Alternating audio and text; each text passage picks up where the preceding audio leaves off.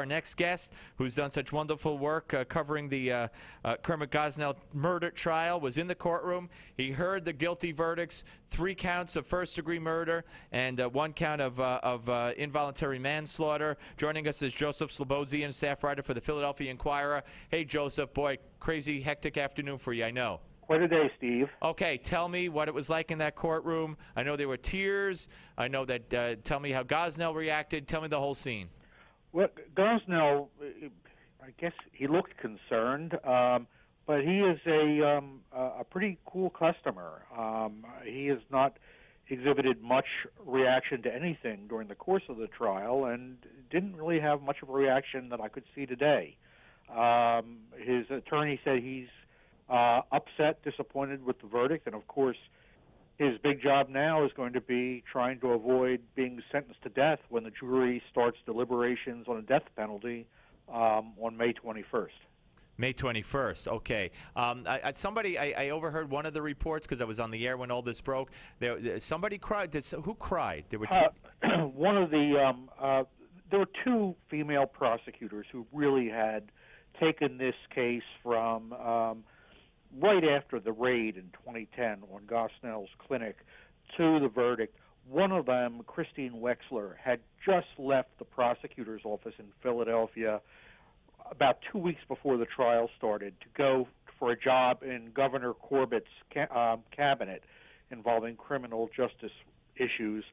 And, you know, obviously I think it was a tough decision for her. And when the verdict came back, Christine started crying.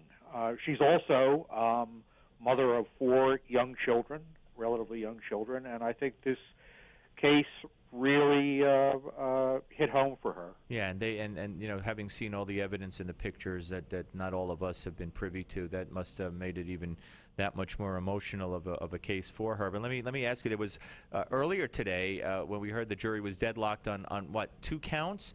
Yes. Was that 2 of the 19 counts, or was that because there were what, 200-something charges? Yeah, and we don't know which 2 counts they said they were at an impasse on. They never announced it in court, and of course they came back, and there were a fair number of not guilty verdicts on a lot of the Abortion Control Act violations. So we don't know whether it was one of them. Whether it was possibly one of the counts involving the co-defendant, Eileen O'Neill, who worked for Dr. Gosnell, because there were several not guilties in her case. We don't know whether possibly it was the one case involving the woman, the patient, who died of an overdose of Demerol, whether they were hung up between third-degree murder and involuntary manslaughter.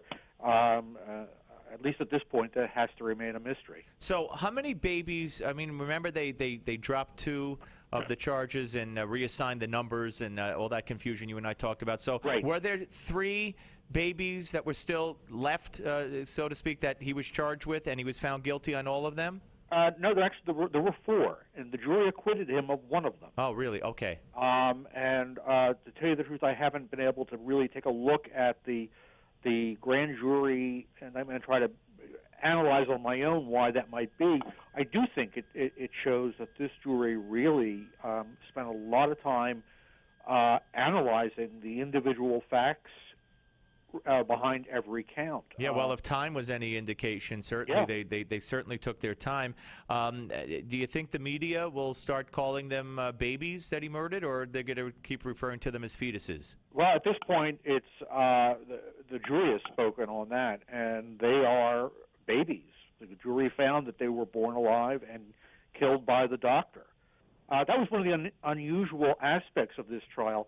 Most times in a murder trial, you know the victim is dead. And in this case, the jury actually had to determine that these 3 babies were born alive before they could even consider whether he killed them. Right, because because if they were born dead, it would be a different legal consideration, I guess. Yeah. Right. So what do you think? I mean, what's the procedure like in Pennsylvania for? Is it the jurors have to unanimously recommend death, and then the court decides, like it is in the Judy Arias case, or is it different?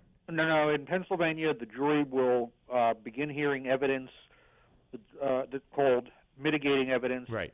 or aggravating evidence, and they have to be unanimous, and they will either unanimous for the death penalty. If they cannot reach a decision on death or life, the automatic default in Pennsylvania is life in prison without chance of parole. Okay, so the judge doesn't enter into it. If they all say death, then it's death, and if at least one says life, then it's life. Correct. Yeah. Yeah, I mean, he is essentially going to be serving life in prison, whether he leaves through the death chamber or Yep. in a casket.